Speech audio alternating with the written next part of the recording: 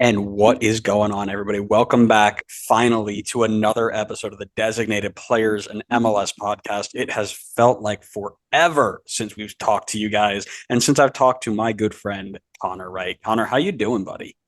You've missed me, haven't you? Because you've had nobody to talk about all your nerd stuff with. Oh, I've talked plenty of nerd stuff, but not this nerd stuff. Don't you see I'm in a collared shirt? I just came from work, real person job. Well, he's a big boy now. Yeah, it's like I said, I'm not saying I'm gonna change the world or anything, but like when the world changes, you know where to look. Yeah, anywhere except where you're working. Oh man, we have so much to catch up on. It is, you can see we got a new background, new life. Some point we're gonna find a way to get the scarves back up here. I'm still trying to figure out Is that what I see in the background right now? Am I really seeing that at what this are you moment? seeing what? Just your printer paper printout of BBFC Oh, versus that's not World. that's not printer paper, baby. That's a full on Oh like God, no, that's even worse. yeah, Matt got it for me That's for even Christmas. It's worse. killer. It is now a permanent part Oh of the God, background of the pod. We're gonna get it right up there. Yeah, it's not Matt, it's not fake. could you have at least changed the background color so it doesn't look like you just printed out a piece of paper I'll and make put sure it to right send that there? clip to him and tell him that you're a Go, hater. You're a go hater ahead. on his gift. Let him know my criticisms. Yeah. But anyways, we're gonna Well, get the I'm part of the scarves. world, so We're gonna you are part of the world. You've always been the world. You are the world. Um we're gonna get the scarves back at some point. I've got all of them sitting in my closet on the other side of this wall. I'm trying to figure out how to display them properly without, turning this into a college house. So we're gonna work on that. But listen, until then, it's welcome back, guys. Like it's time to chat. MLS news. We've missed so much over the last, we recorded a week in advance. So really, we've been gone for 2 weeks. So we have 2 weeks of MLS news to catch up on. We've got like 6 or 7 topics to chat about today. So buckle up. It's going to be a great one because I'm Andrew. That's Connor. And this is this week's MLS news, or maybe 2 weeks, whatever you really want to call it. But here we go. It is so good to be back, Connor. How hyped are you? Like scale of like 9 to 10. I'm gonna say 6. I'm no mathematologist, Connor, but I don't know. I don't actually know that TikTok, so I can't quote it like the kids do. But you know I what I don't can even know do? what TikTok you're referring to. That's right, because you're not hit like me, man. You just don't get it. But you know what we can do? I can ask you about your scarf.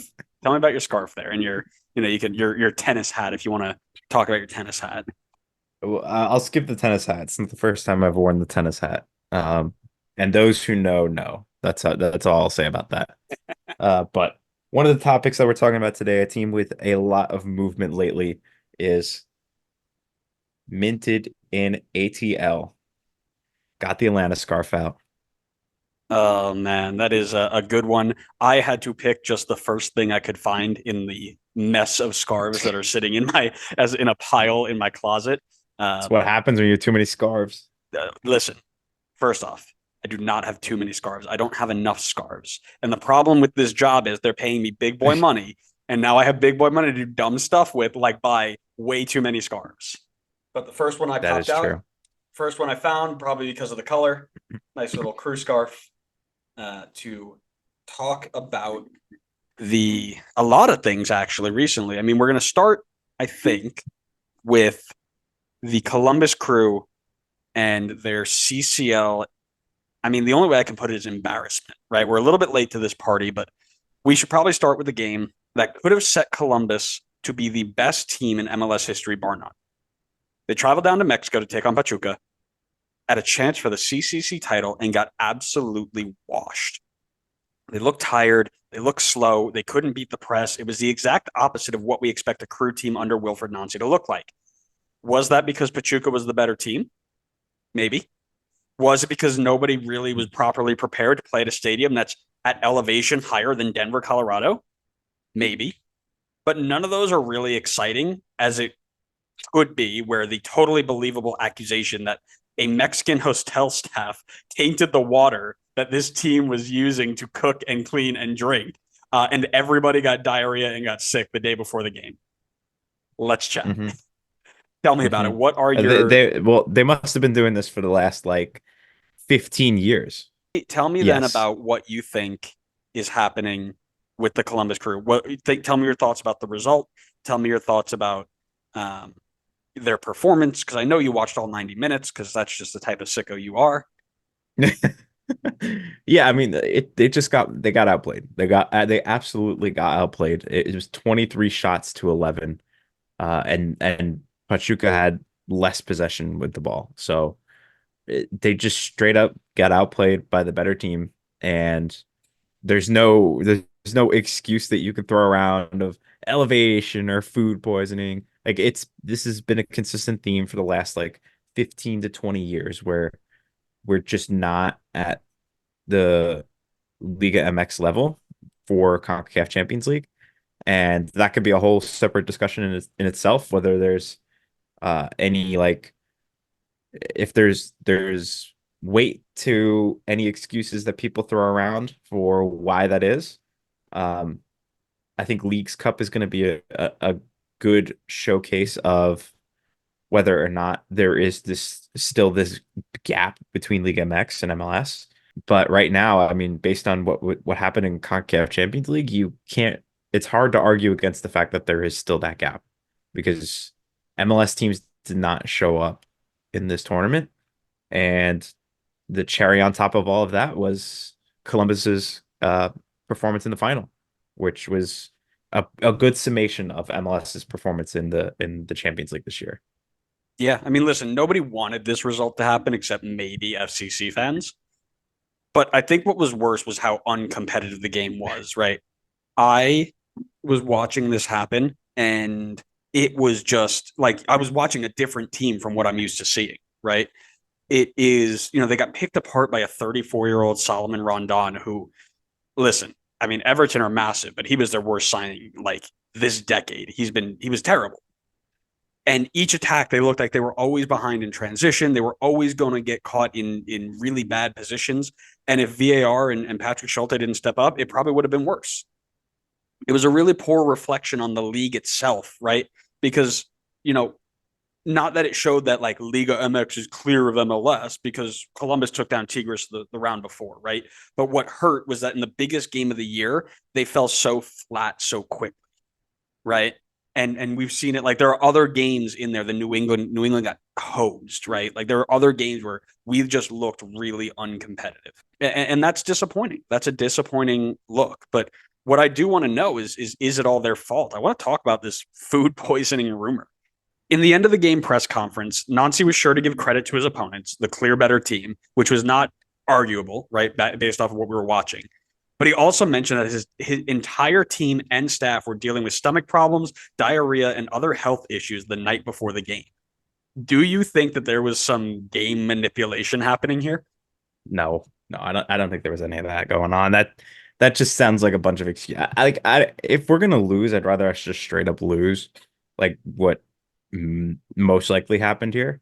I don't want there to be like throwing around excuses.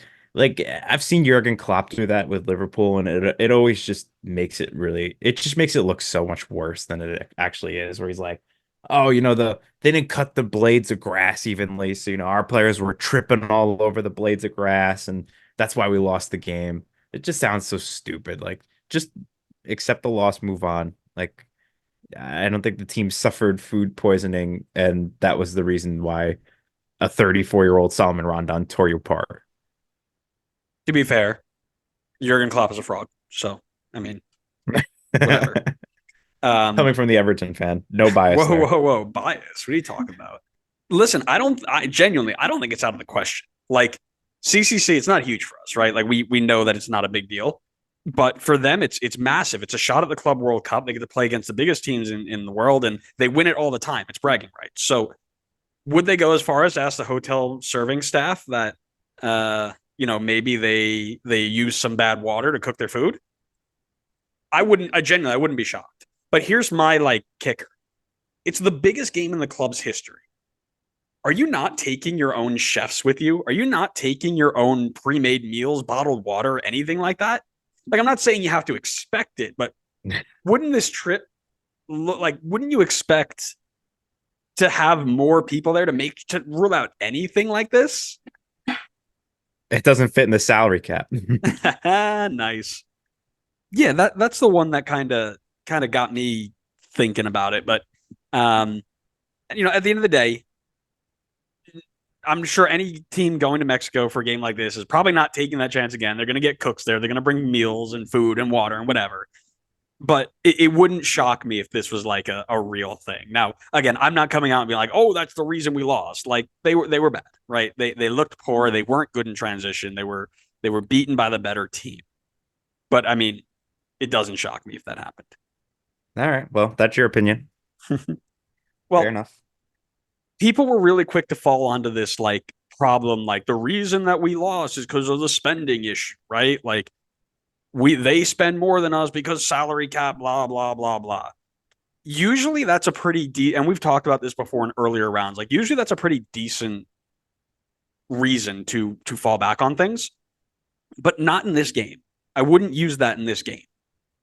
We've hit before the way we spend versus the how we spend, and that argument we've talked about plenty of times. But a report came out, and it was on Twitter, so accuracy, be what it is, that the crew spend about $16 million a year on their team, while Pachuca only spends eight, and none of which are on a yearly salary that would make them a designated player per salarysport.com. So, we've talked about it a lot regarding the way that we spend versus how much we spend, but there is genuine excitement for this rule change coming up and all this stuff. But I think in this instance, at least, spending wasn't the issue here. Right. And we've covered it like Tigres Club America. They're spending way above us. That's fine. But it's not something you can always lean on. And this one is, to me, an example of that. It's just a matter that they're not showing up, plain and simple. Yeah. No, I think that's your indicator right there that they just got beat. They just flat out got beat in the final. And it's not an argument of, oh, did they have the depth to do it? Are these guys tired? Like, it's the start of the season. So, I mean, you can maybe make the argument that they're just not at full fitness, but I don't think you can really make the argument that it's like, oh, they don't have the money to compete because there's big money signings in this Columbus team outside of just the depth conversation. You've Cucho Hernandez, that's big money signing. Diego Rossi, big money signing. And we talked about this team being super deep. I mean, it was one of our big points of discussion when we were talking about the playoffs last year and them making their run, is the fact that they always have the next man up.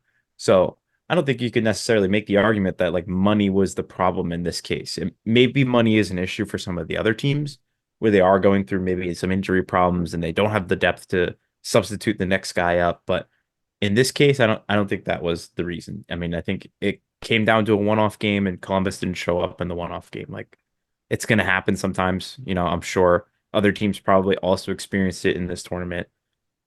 But I still stand by the fact that I think the salary cap is an issue and should be tweaked, but I don't think it was a problem in this particular game.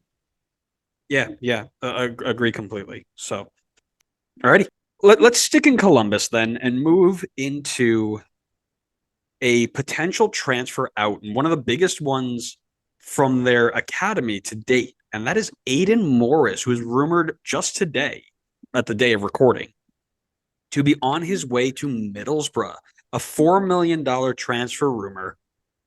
I just need to know your thoughts, because I think we disagree on things here. Yeah, we talked about this briefly before we started recording. I don't like this. I don't like it. I mean, we talked about Aidan Morris last season, and both of us called him a top 2 6'8" midfielder in the league last year. Top two in the entirety of the league.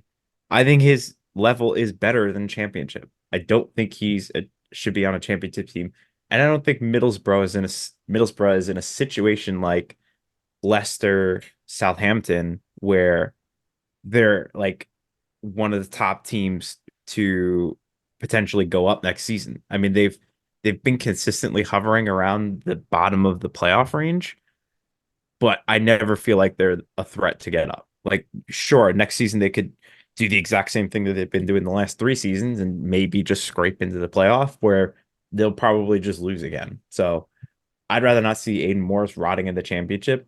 If I were to pick a different team for him to move to, I would say Venezia in Serie A or newly promoted Serie A. Enough with the Venezia move. They're going Why not? straight back Why not? down. But that's fine. But they have like this American connection where they've brought in a bunch of American players, so could be a very easy transition for Morris to go into. He could play top level talent in Serie A, um, and get decent game time. Where as opposed to like him moving to a Premier League team where sure he's gonna like there's good competition there, but he's probably not gonna get a lot of game time. I mean, I would be fine with him going to like a mid-level Bundesliga team too. But I just don't want to see him rotting in the championship because he's such a good player. Like we talked about it, he's a completely well-rounded player. He does everything well. It has been so good to not have to be on this damn podcast with you because I've been so not angry with stupid people. And now here you are again making dumb comments for dumb decisions. I like the move. I think it's a good move. I think the time is right for him to go. I think, this is right about the time you want to see him on his way. He just left he would have been, my guess is he probably would have been starting or first off the bench in the Olympics right now, but he had to leave to finish his move, right? But I think this is a good spot for him. The competition is solid, but it's not too deep, right? It's not like he's on a team that's got 6, 7, 8, 9, 6-8s, and he's going to have to fight his way through all of it or go out on loan 100 times like if he signed with Chelsea, right? But they've got guys, I'm looking here. They've got a center midfielder who's 36, who's going to need, rotation, I'm sure. I'm going to just check here really quick. Yeah, he played all 38 games last year, but was subbed out pretty consistently. The next guy up is Riley McGree, who is, as we know, an MLS legend for his time here. Those who know. But he's coming off, he's got a little bit of a knock. They've got one defensive midfielder, 21 years old, and then an attacking midfielder, right? And I'm sure there are other players on here that aren't listed as center mids who have moved in at that point, but there's definitely room for him to perform here. And it's like good competition too. It's not like he's, playing against Middlesbrough 2, which is where Matthew Hoppe went, right? And he was like, oh, I'm in the Middlesbrough second team. Like he will definitely compete in this first team. And I think the other thing that comes about it and the price and how he'll get on, 4 mil for me is a good price for him, right? I technically, and I mean, take what you will from transfer market, right? But he's valued at 3 mil on transfer market. So it's in the right range, but they also get a sell on fee, and we know how he performed. We know how he plays. We know that the championship is very similar to MLS in the way that they play and the style that they play. He will perform as he's done here, and that transfer fee will be high, meaning Columbus will make good money. Now, he's in and around the USMT picture, like I just mentioned. He was in the Olympics. He had to leave the Olympic team. His physical attributes are great. I mean, we talked about it in MLS Cup. The main reason Columbus were so good in MLS Cup is because Aidan Morris's recognition on the counter press was unbelievable. The second they lost the ball, he found the first person they most likely were going to pass the ball to, and he pressed him. And he pressed him, and he pressed him, and he pressed him all the way up until they won the ball back, and then they were calm. His technical attributes in possession and in ball retention, they're both there. They're both very, very high. Him and Darlington Nagbe keep the ball at a better rate than anybody in the league. There's no doubt that there's going to be a learning curve overseas. There might be a different style to play. We know this. That always happens this way. But I think he's really built well for a run in a couple of years for the championship. And then if it doesn't work out, then maybe look at a Belgium or a low-level Bundesliga or whatever. But I think he's got the ability to fit in now, adapt to that game, similar to Tyler Adams in a sense where, he played at a lower level, adapted, and then moved. That's what I think he will do here. What was Tyler Adams playing? What was his lower level? Are you saying Salzburg? I think Was he even ever at Salzburg, or did he go no, straight to Leipzig? he was at Leipzig. So the move I think I'm talking about is the Leeds move where he goes from Salzburg to Leeds with Jesse. It's a low level. It's a crappy level. He has to play through it. And then he ends up at Bournemouth for a 27 mil. Now, again, this is different because Aidan Morris is not Tyler Adams, right? Like two completely different players. But I can, if Tyler Adams jumped from Leipzig to Chelsea, Tyler Adams is nowhere to be found right now. Like, this is the type of path I think he needs to go. That's kind of what I was getting at. I don't disagree that nor do I think he would ever garner the interest of a Chelsea, Man City, like top team where he'd be stuck in lone what's the right word? Purgatory. Yep. But I think the Middlesbrough move totally opens the door to him just being stuck in the championship for like years, which is just not a level that like he's in my opinion better than the championship. I think he can compete at a level above the championship. Um, So if if I may cut you, sorry, I want to cut you off here because here's the problem I have with that is you and I understand that the championship and MLS are very, very similar. Overseas, that's not the case. Overseas, people think that championship is clear of MLS and this is a step up. So if he can perform here, now they've shown that he can take a step up, even though realistically, depending on the team that he plays against and the team that he's playing in, it's not really the biggest step up, right? But if they can do that, then he makes that jump. The only way he's stuck here, in my opinion, is if he doesn't perform well. And at that point, pull a Jordy Mihailovic and come on home, then try again later.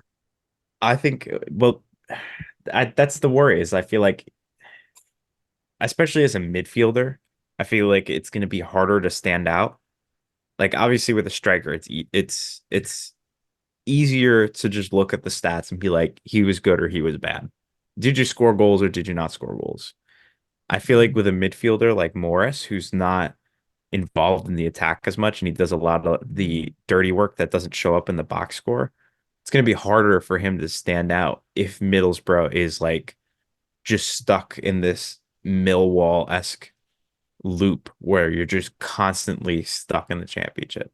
And you're not a threat to go down, but you're not exactly like threatening the top teams to get auto promotion. And then at that point, I think he's limiting his ceiling because he's just not playing against stronger competition where he's just stuck playing against championship level, which, like you said, is comparable to MLS, where he's already won the title and has, you could argue he's kind of done all he needs to do in MLS. And I definitely agree this is now the right time for him to make the jump to a new league. But like you and I said, or like you had said, you and I are both of the opinion that this is not necessarily a step up, more like a step horizontally. So that's why I think he would be better off with a move where he either if he's gonna step horizontally, I'd like to see him make a move where there's easier potential to make that jump up vertically, take that next step. Whether that's like a Mark McKenzie-esque move to a Belgian team, or it's a move to a Dutch team where you I think could have more chance to shine and to like get into European competitions and play against like a better level of competition. Okay. I mean, listen, like we can have this argument all day long. We probably will once the camera cuts, but um, you know, let us know your thoughts if you're listening at home. What you think about this move? Do you like it? Do you not like it? Are you on the right side of this conversation? Or are you on Connor's side of this conversation? Well, my Let side us know. is also the right side, pun intended. You're so funny. Thank you. You know what else is funny? The fact that What? Atlanta are absolutely in the mud right now. That's That's true. hilarious. After an abysmal start to the year, Gonzalo Pineda is out in Atlanta. Following that, it has been reported that Georgios Giacomakis, signed just over 1 year ago, has been moved on from the team to a Mexican side, Cruz Azul, I believe, for Mhm. just about $10 million. Let's go to our resident Atlanta fan for some thoughts and opinions. Yeah, I mean Pineda getting the sack was, you know, it was going to happen one way or another. It was just a question of when, not if. I think a lot of people were talking about him. This was his last year on his contract, so a lot of people thought they would just see out the contract and he would move on at the end of the year. Um, Kind of just deeming this a bit of a dead year, but looks like they moved on early, which almost has me a little bit concerned because it makes me feel like they might just try to throw a desperation move in there to try to save this season and save their jobs in the front office. In which case, I don't see that going well. That's like putting band-aids on bullet wounds. Like it's just maybe it like temporarily fixes things, but I don't think it fixes the long-standing problem where this team has continuously looked to have spiraled into a consistently bad form. Like this is the last few years, this is not the same Atlanta that you saw early days, where they were super explosive and exciting and constantly like knocking it out of the park on signings, and the signings meshed well together. And it's like it's not that they haven't done well with certain signings. Like you can't argue Thiago Almada has been a phenomenal signing. Even same with Yakumakis. But there hasn't been this mesh. There hasn't been like filling in the right needs, especially in the coaching department, where it feels like we've consistently swung and missed. So I'm hoping the team takes its time in finding the right replacement for both Yakumakis and for Pineda. I'll let you jump in here, and then we could talk a little bit more about like each one individually if you wanted to dive into it more. I could talk about this at length, but I also don't want this to be a 3-hour episode. Which it may be because we have a lot to talk about. But first, I want to congratulate you on entering your Taylor Swift era. What's my Band-Aids Taylor don't Swift fix era? bullet holes. Nice. That's a Taylor Swift reference. Oh my God, you're out here pretending like you don't have it on repeat all night. Yeah. I'll show you my Spotify. You're not going to see any Taylor Swift. I don't I got no problem with Taylor Swift, but I just don't listen to her. Get them Swifties. I thought you were making like a Travis Kelce reference. I was like, I don't know where this is going. Listen, the Giacomakis move makes sense. You're going to make a $6 million profit on a 29-year-old striker who's at his peak. Like, you can't turn that down. Yeah, while you're sitting third to last in the East. Yeah, 100%, right? Like, you're not going to get that opportunity again. We didn't know what he was going to do coming off of that insane, start to his season last year, or like start to his MLS career, for lack of a better term. And then he comes out and continues that form, but then gets hurt. And somebody from Mexico is like, yeah, here's 10 million. We'll take him. You got it, right? Mm-hmm. He's not helping, right? You can argue if he's helping you win games or not, right? That's you made that point. But right now, you guys are not winning with him on the team. You can use that money to invest other places, right? And we know that in the coming months, really relatively soon, the amount of money from that transfer that you can turn back into spendable funds for this league has increased. So now you're getting more bang for your buck out of that move instead of only getting, half of what you might get now. It's to me, it's a no-brainer. Now, the Pineda move is something that I think, as you mentioned, was bound to happen eventually, more of a when, if not an if. But, currently sitting 13th in the East, 24th overall, no wins in 5 home games, team that has some of the best talent in the league. I mean, like you mentioned, you had Giacomakis, you have Thiago Almada, you've got Dax McCarty, you still have Brad Guzan. Like, I mean, you're talking quality players here. But listen, like in all seriousness, you can't have a team like that where you spend that much money and then not perform, right? So I'm with you kind of on both sides of it, but you know what question is coming next. Who comes in and takes over? Yeah. And first of all, tell me at length. I know you have this at length. Why do you want Robin Fraser? And if not, why do you want Hernan Losada? I actually want Frank DeBoer back. I hear he's available. No. The Frank DeBoer era is underrated, and we can get back to that. That's so funny. I haven't put much thought into a replacement because I would rather the team go with an interim manager for the rest of the season. You know what? I don't know if I believe that actually, because it's so easy to make the playoffs. Like, even though we're 13th and spiraling out of control, we're 3 points off the playing game right now. So, like, it's so easy to make the right signing here, get on a run, and do damage in the cup playoffs. And still easily make the cup playoffs too. So there is encouragement to find someone new like now. So I'm going to scratch my original idea of going with an interim manager for the rest of the season and being patient. This so many times. You're like, well, I don't know. I don't know. I really haven't thought about it. Actually, scratch that. I've got an idea. That's how my brain works. All right, you're just following the process of my brain. I'd have to think about who's who's available. I mean, I hear Pochettino's available. Don't know if Stop. he's open to the job. Stop it.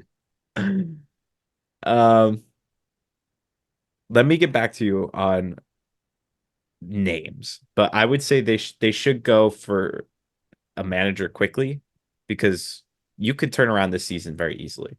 We've seen it before with other teams.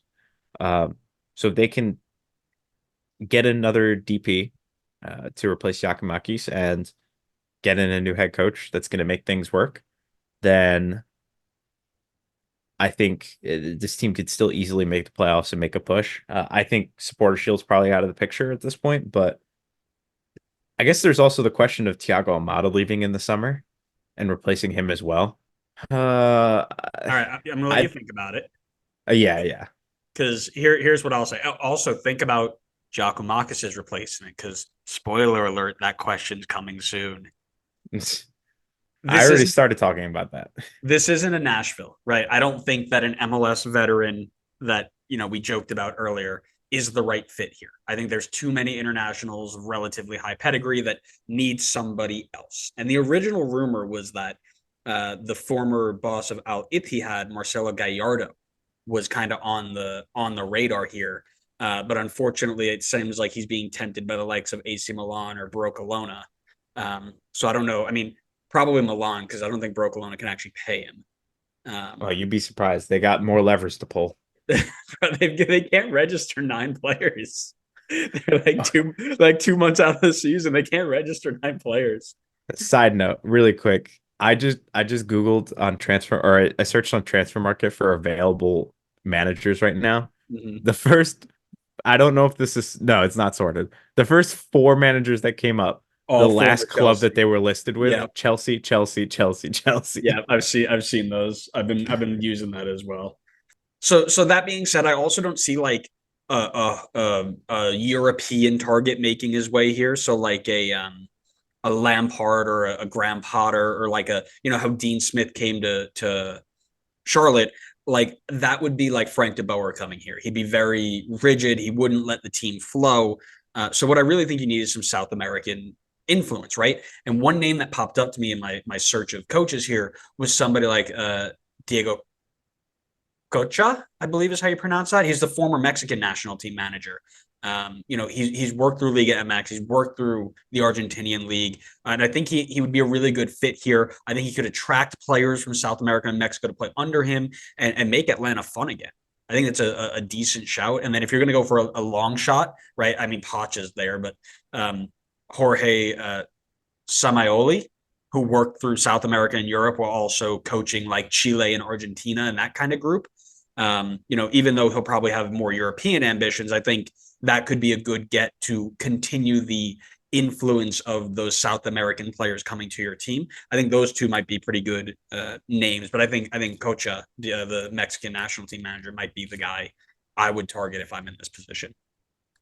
I almost feel like the team doesn't want to necessarily go down the road of like the South American road again because I feel like all of the signings have started to like slowly shift towards Europe. I mean, I'm thinking like obviously Yakimakis came over from Scotland. I'm thinking of like Bartosz Slisz, John Gregerson. I'm thinking Tristan Mayumba, Jean de Silva. All of those guys came over from Europe, not South America. So I feel like there's been a shift. So if they're going to stick with that route, then I don't necessarily. I would not be surprised if they went down the route of looking for a European manager as opposed to going for like Kocha, like you said, who's going to bring more South America influence where that may not necessarily work with the guys that are they're looking to bring in. But that's a question for getting the head coach and the front office on the same page, which I feel like has been an issue for them for years now. So we'll see if that's realistic. Good. Well, let's go to the more difficult question then, and who replaces Giacomakis, right? So Uh, he's listen, you can't just pop up a list of available strikers online and be like, let me watch find me. somebody who scores a goal every 120 minutes and just sign it. Like this isn't FIFA, right? Why not? Well, because I said so, and because real life is. I know. In case you haven't noticed, I kind of have a real life job, and I kind of know how these things work. So Uh-huh. question. Yeah, tell me what you think. So you're what you're saying is that I can't just Google contracts expiring and then Oh just no, no, search no. for the You highest can market value striker. you can absolutely look for it. Signing them Hmm. is a completely different bag of tricks. Hmm. Hmm. Hmm. That's a tough call. Um, I would think so. Like instinct tells me to look for like South American players because that was the bread and butter at the start, and that was the bread and butter that got us so much success. But considering the track record they've had in the last year or so, I'm not too sure that that's the route they're going to go. I'm looking at a list of players whose contract are ending. I would think presumably at the end of this month. A couple names. Gabigol is in there. Gabriel Barbosa. Probably unrealistic. Maybe somebody like maybe like a Mishi Batshuayi could be a fun one. But yeah, not a lot of names jumping out of the list here for me. Well, let me run you down my thought process here, and you know, you don't have to even look outside the league because right now it's rumored that Leo Campagna is on the trading block from Miami. And if that's true, I'm sending as much GAM as I can faster than having Grace chase down a squirrel. Like, he knows the league. He works well with good service from decent Argentinian players, right? Which both the guy over in Messi land or whatever, that guy is all right.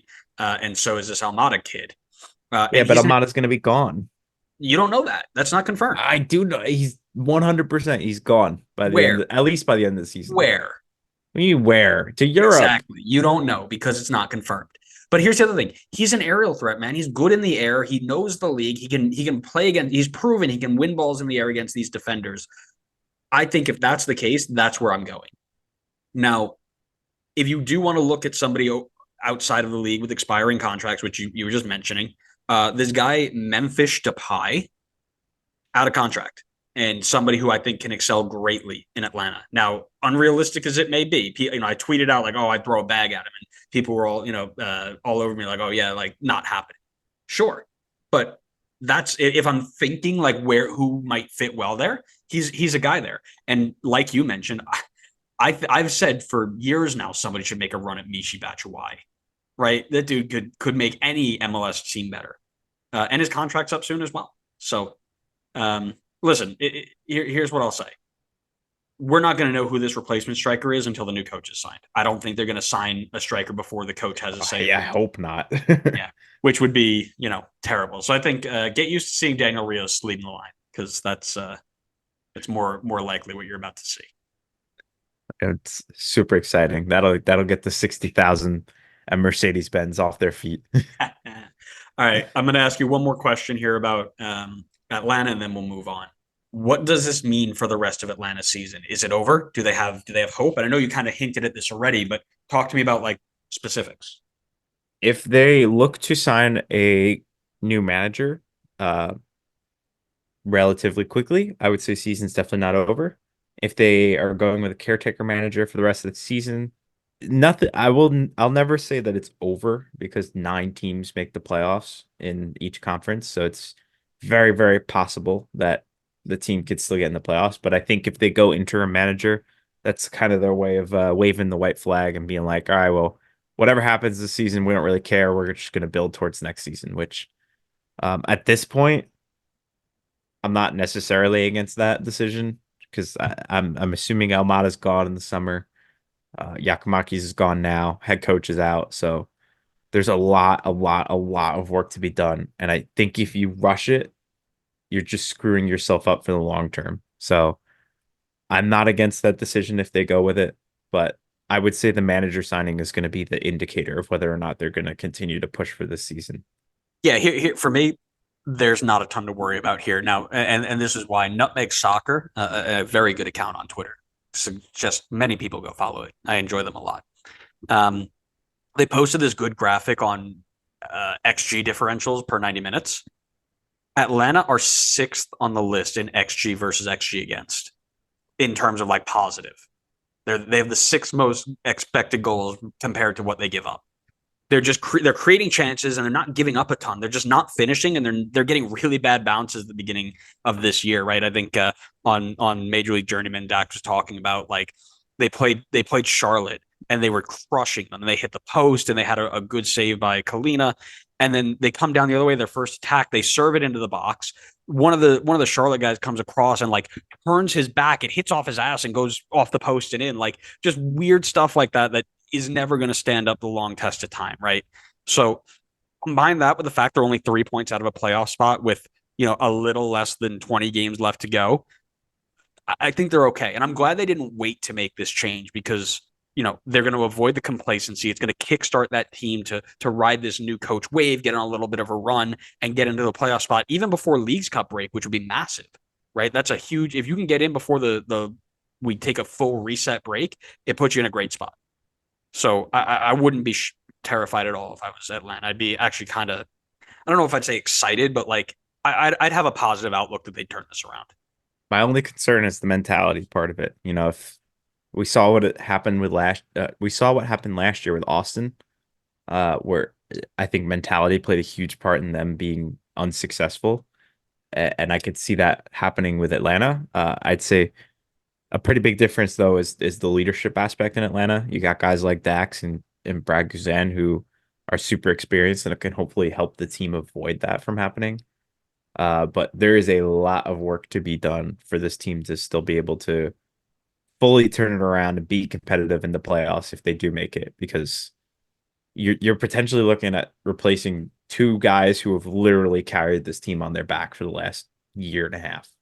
So that is a plus a head coach. So there's a lot to do as much as there is not a lot of ground to make up. Yeah, that's a fair point, and it'll definitely be something to take a look at, and definitely something to keep an eye on. But I'm not worried for this team. I think that the law of averages plays out, and they'll be okay. A team that I think is probably in a little bit less of a good spot is FC Loss. They've gone back to the ways of being a fake team and not real. And Nico Estevez has moved on. And it's just time to run the gauntlet, just like we did the last one. What are your thoughts on the move? Do you think it was expected? Talk to me. I mean, based on where they're sitting in the standings, I think it's hard to say that it's not expected. You're second to last in the Western Conference on 14 points. Only San Jose, who's absolute garbage, is behind you.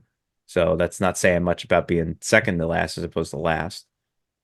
I do feel like he's a little bit hard done by this roster build because, I mean, the defense looks like a mess. Like they have, like, you look at the center backs, they have, and I know this is a little bit arbitrary because it's transfer market values, but they have one center back on the entire roster who has a market value above 500,000. Like even in even in the salary cap era of MLS, that's so weak. And then in the other positions as well, it's like it's not necessarily bad, but I I mean I feel like there was a lot more work to be done on this roster. That being said, there's still plenty of talent here, and I don't think he was getting what he needed out of this talent. I mean, you just brought in Musa for big money. You have Jesus Ferreira, who at his best is one of the best attackers in the league. You have Paul Arriola, who's an absolute veteran in this league. Kamungo, who absolutely exploded last year in limited minutes. So there's tons of talent in the team. So you can understand why they would move on from Nico Estevez when he has them second to last in the West. But I don't want to put full blame on him because I do think that this roster could have been built a little bit better. Sure, yeah, and that's kind of where I'm at, right? The play style wasn't there. Their results weren't there. They had no identity. Injuries killed the team, no doubt, right? But the group, as you mentioned, you just listed off a whole bunch of players. I'm not even gonna dive into, but that group is quality enough that they shouldn't be at the bottom of that table. With the injuries, would flirting with the play-in game make sense? Yeah, but their roster is better than what they've got. And you actually listed pretty much everybody that I said. Like I said, the back line is a bit suspect, and we can agree on that. But you can teach a style of play and have everybody buy into being strong in defense and successful in transition for 2 months of gameplay until your injuries subside. You can start playing the way you want to play again. Like that's something you can do, but it never happened. So my question to you is, what comes next, or who comes next? And here's the thing: I don't need a name if you don't want to give me a name. Well, I'm Maybe definitely not going to give you. I couldn't even give you a name for Atlanta, so I'm not going to give you a name for Dallas. that's right, because you don't prep like I prep. Well, they also just don't have a real team. So how can I name a real manager if they don't You're have a right. real team? Atlanta frauds. I'm not talking about Atlanta. You know who I'm talking about. What happens next? I mean, I look at the roster and there needs like some work needs to be done in the summer window. So I think with that in mind, you got to get a new manager in before that point so they can have some input on who comes in. Uh, but I mean, outside of just the center backs, I look at the midfield as well. I see Alar Mendy, I see Sebastian Lletget, and then I have a lot of question marks after that point. If we're talking like 6-8 roles, I know Paxton's in there, but he's injured. He's also more of an attacker. But then it's like a couple of guys from North Texas, Patrickson Delgado and Liam Frazier. So I'm not exactly like wowed by what they have in the midfield as well. So there's work to do in the roster in this summer transfer window. And if they are going to commit to, replacing the guys that are injured or filling those vacancies in the team, then I think you got to go with a manager quickly so that you can have their input on it. Because I think bringing in players without a manager is potentially a recipe for disaster. This team needs an identity. Like that's what comes next. They've got no idea what they're trying to do. It's disappointing.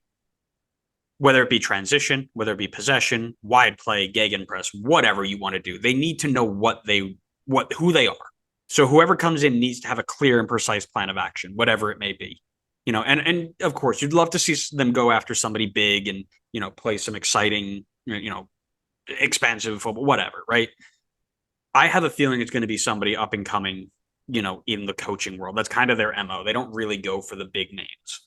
Matt Doyle outlined a potential move that I thought was really good, and it's New Mexico United's head coach Eric Quill, also FIFA 06 New York, New Jersey MetroStar legend.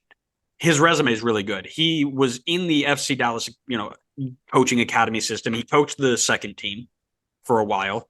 He was able to ID Chris Richards and get him into the Dallas Academy before he went overseas.